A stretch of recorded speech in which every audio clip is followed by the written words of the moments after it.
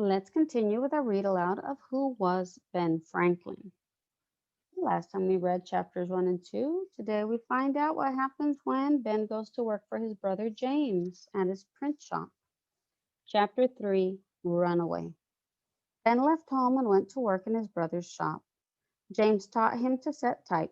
Ben was a fast learner and was soon printing booklets and songs. As the master, James had to pay for his apprentices' food and lodging.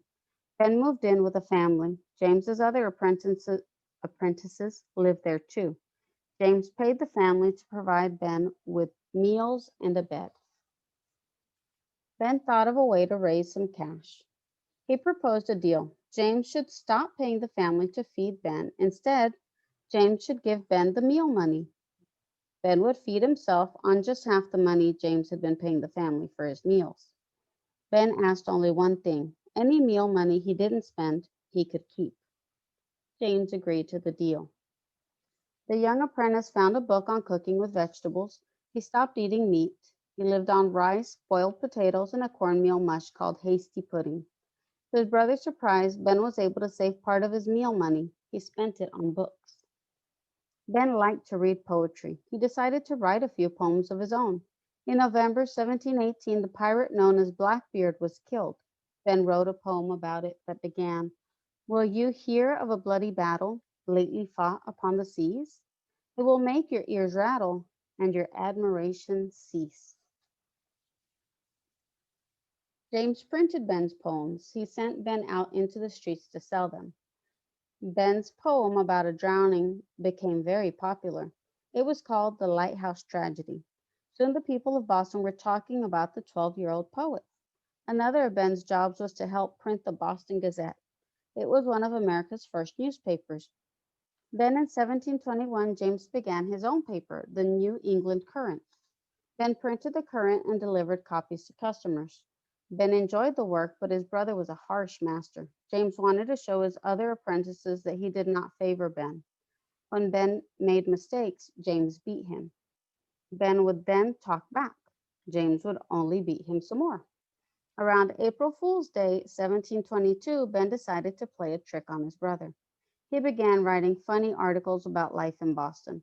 He didn't sign them with his own name. Instead, he made up a woman's name, Silence Dogood. Late at night, Ben slipped the articles under the door of the print shop. James found them. He liked Silence Dogood's articles so much that he printed them in the Courant. They appeared for half a year. People in Boston wondered, who was Dogood? Ben even heard James talking about silence with his friends. Finally, in the fall of 1722, Ben revealed the truth. He was Silence Dogood. Most readers laughed, but James was angry at being fooled. Meanwhile, James Franklin was in trouble. He criticized the English officials who ran Massachusetts. His writings in the Courant landed him in jail for a month. That didn't stop James. In early 1723, an order was issued. James Franklin could no longer print the New England Courant. James thought of a way to get around the order. He would list his 17-year-old brother Ben as the Courant's publisher, but secretly James would still tell Ben what to do.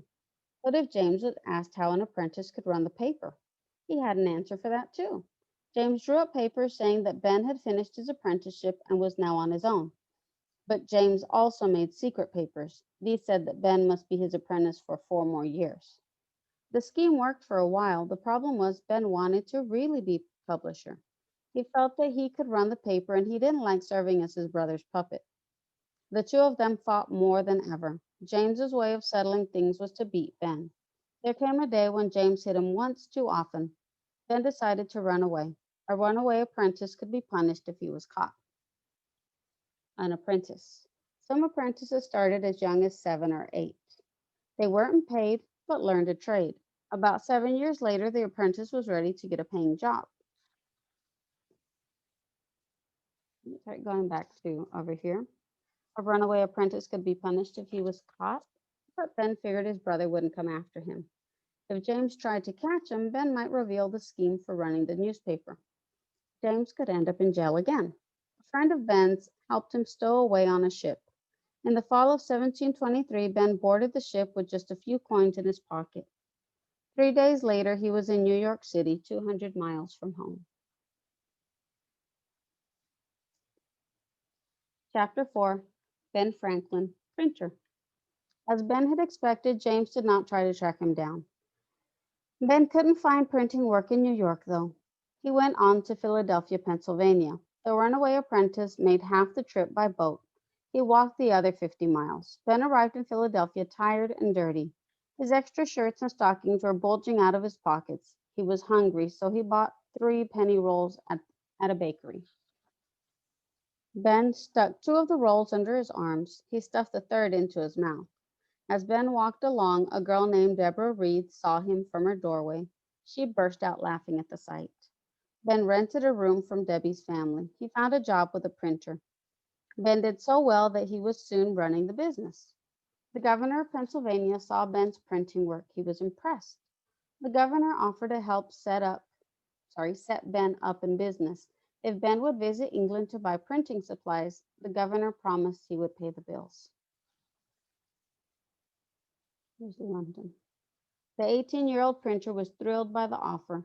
He sailed in late 1724 and reached London on Christmas Eve. But the governor had been all talk. He never sent the money. Ben was stranded in England, 3,000 miles from home. But Ben made the best of things. He found work at a London printing house. During his year and a half in England, he learned more about printing. He also met famous scientists and authors. In 1725, at the age of only 19, he wrote and printed a booklet about religion. For fun, he swam in the Thames River. Once he swam more than 3 miles on a bet. As crowds watched him swim, Ben had an idea. He would stay in England to run a swimming school. Fortunately for America, he changed his mind. In the fall of 1726, Ben returned to Philadelphia. For a while, he worked for a printer. Then in 1728, he went into the printing business for himself. The next year, he began to publish his own newspaper. It was called the Pennsylvania Gazette. Ben was its editor, printer, and star reporter. He drew one of the first cartoons to appear in an American newspaper. His paper was also one of the first to print a map with an article. Printing in colonial times. The composer lays the type out on a composing stick, then places it in a frame called a galley. The galleys are given to the stoneman, who combines them tightly together on a form. The form is given to the pressman, who set it on the stone. Then ink is beaten onto the type with mallets. Wet paper is placed on the timpan, secured by the frisket and folded over the ink type. The stone is then rolled under the platen, where a pressman pulls down the lever and the type is pressed onto the paper. Here's a drying rack. So up here, this is all the typecase. So uppercase, lowercase, these are fonts. The composer, here's a composing stick in his hand. Here's an apprentice carrying the galley. Here's the stone, they put it there. There's the timpan, the frisket, this pressman, he pulls the lever. Here's the ink balls, the platen. Here's ink over here. Here's a form. This is the crank. Here's the stone man. But it's a lot of work, isn't it? Besides news, his paper offered jokes and riddles. When there was little to report, Ben invented news items. For example, he ran a story about a man who happened to be in a canoe with his wife and his fiddle. The canoe overturned. The wife could not swim, but the man, Franklin reported, saved his fiddle and let his wife go to the bottom. If there were not enough letters to the editor, Franklin made up letters. He signed them with fake names. He also spiced up his paper with advice to the lovelorn. His own love life was bumpy. During the time he had lived with the Reeds, Ben had fallen in love with Debbie. She was a girl who thought he looked so funny when he first came to Philadelphia. After Ben returned from England, he and Debbie wanted to marry, but they each had a problem. Ben had a child with another woman. Who was she? To this day, we do not know. The baby was born in 1730 or 1731 and was named William Franklin. Ben arranged to raise the boy. Debbie had married another man while Ben was away. The man left Debbie. It was believed that he died in a barroom fight. This was not known for sure, however. Under the law, if her husband was alive, Debbie must not remarry. If she did, she could be jailed. Debbie and Ben found a solution. On September 1st, 1730, they had a common law wedding. This meant that they would live as husband and wife without a legal ceremony. Debbie would also treat William as her son.